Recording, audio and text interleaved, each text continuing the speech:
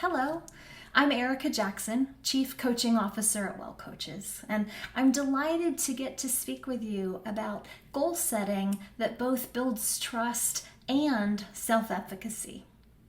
Humans are driven toward autonomy, which is the need to have control over one's choices, to march to your own drummer, to be the captain of your own ship.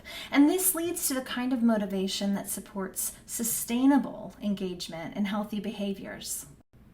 Using the coach approach, you are not responsible for your client's choices, but helping your client become more independent, aware, and ready for change. With autonomy comes a new energy that builds both the competence and confidence needed to try new things. Your role is to facilitate the client's self-discovery and to collaborate with your client to discover the best next steps for them.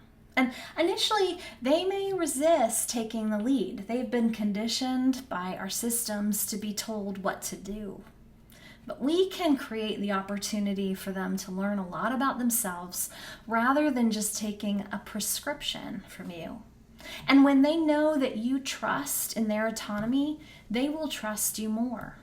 So here are some strategies for supporting clients and setting goals that build trust in you and in themselves. Ask them what is going well already. Now, this may seem counterintuitive. After all, aren't we there to fix and problem solve? Yes. And while you certainly may have the expertise to offer in the areas the client wants to learn about, they also have something to teach you. There is a lot to be learned about what they are doing well already.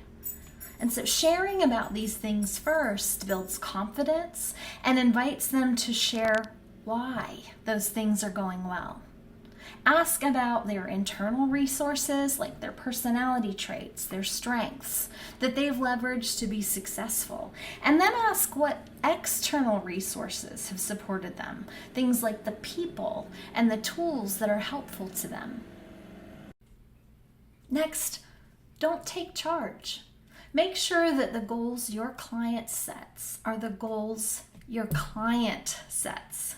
In other words, not dictated or prescribed by you, and unless they truly don't know what to do or they're going to engage in harmful behavior. Self-efficacy is built upon the foundation of motivation, and the strongest motivation comes from within the client, not external forces. Ask what goals they would find most compelling and exciting, and discover what is behind their goal. In other words, the why. Is the goal to increase resistance training? Okay, why? Well, to feel stronger. Great. Why? Because my daughter has 2 toddlers and I want to feel confident about picking them up. Bingo. This infusion of motivation will not only lead to more confidence about the goals to set, but also clarity about what goals to set. Lastly, goodbye evaluation and hello curiosity. A key to building trust in the goal setting process is the client feeling trust about what happens after they've tried to enact the goal and new behaviors. You can imagine the consequences if they believe that the follow-up conversation will include any indication of disappointment or disapproval or evaluation. When we can communicate those relationship barriers overtly in what we say and more subtly in our facial expressions and the energy that we give. So how do we avoid this?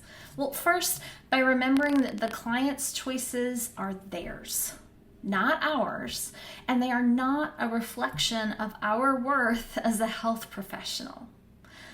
Remembering this will relieve you of the burden that can lead to your own negative reactions.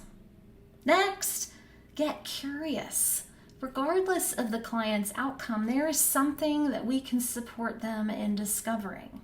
What went well, if not all of it? Why did these things go well?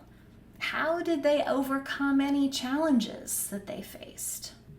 What did they learn about what works and what doesn't work for them?